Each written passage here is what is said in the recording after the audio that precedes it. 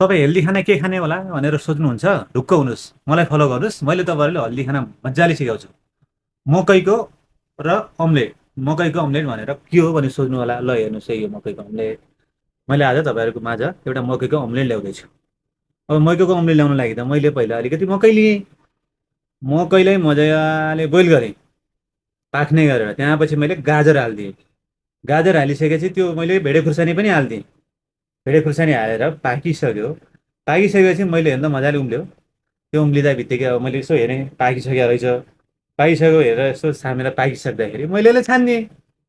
छानिसकेपछि मैले यता लिएँ मकैको होइन एउटा सिसाको बल। सिसाको बलमा प्याजको पात हालेँ। प्याजको पात हालिसकेपछि मैले केरा हालेँ फ्लेभरको लागि, मङमङ बास्ना आउने क्या त्यो। अनि त्यसमा मैले अन्डा हालिदिएँ। अन्डा हालिसकेपछि 2 चम्चा कर्नफ्लावर हालेँ। अनि हेर्नु अहिले सुक्खा सुक्खा सुक्खा भयो। चिनी हालेँ। त्यसपछि नुन हालेँ। नुन हालिसकेपछि त्यो व्हाइट पेपर हालिदिएँ। व्हाइट पेपर हालिसकेपछि मैले फिर्दाखेरि सुक्खा सुक्खा भयो। तर यसलाई मजाले फिर्नुहोस्, मजाले फिर्नुहोस्। फिर्नु भयो भने मजाले गिलो गिलो हुँदै जान्छ। कर्नफ्लावर अन्डा हो नि त, त्यसले आफै गिलो आउँछ। ओहो सुक्खा भयो भनेर फेरि अरू के थम्ने होइन नि। मजाले चलाउनुहोस्, चलाउँदा चलाउँदा हेर्नुहोस् आयो गिलो गिलो। अब गिलो आइसकेपछि मैले यसो हेरेँ। हेर्दाखेरि नि हो ल अब चाहिँ भयो जस्तो लाग्यो। मैले यसरी बास्ना लिएँ। त्यो चुम्मा लिएको हजुरलाई होइन नि फेरि, मैले त्यो बास्नै मलाई आफै मिठो लागेर मैले आफैले चुम्मा लिएको त्यो। त्यो लिएर बनाउँदैछु। अनि मजाले हिट थियो यो मेरो ऊ ताप्के।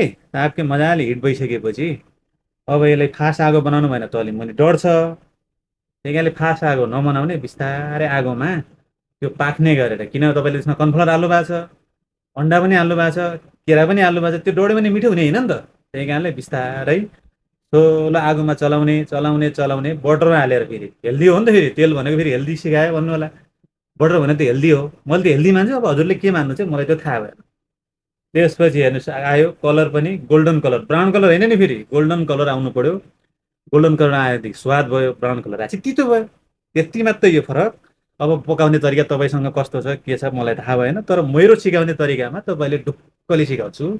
ढुक्कले हेर्नुहोस्, कुनै सायद खोड लाउने बाटो पनि दिँदैन होला। अनि त्यहाँ पछि मैले पाक्यो हेरिसकेपछि चपिङ बोर्डमा राखेर, अब हातमा ग्लोभ्स चाहिँ लगाएको छैन, फेरि ग्लोभ्स लगाएको छैन भन्नुहुन्छ होला होइन। अब ग्लोभ्स आज भेटाएन, मैले काटेँ। अनि त्यहाँपछि मैले प्लेटिङ गरेँ।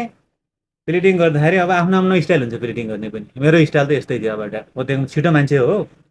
अब प्लेटिङ छिटो छिटो फ्याट फ्याटै छिटो हाल्ने भन्ने मात्रै हो। त्यसपछि मैले प्लेटिङ लगाइसकेपछि मेरो प्लेटिङ गर्दा नि अब कसैले चित्त नबुझ्न सक्छ, मलाई चाहिँ चित्त बुझेको हो। त्यसपछि मैले एउटा पुतली बनाएको थिएँ गाजरको, अझै राम्रो देखियोस् भनेर।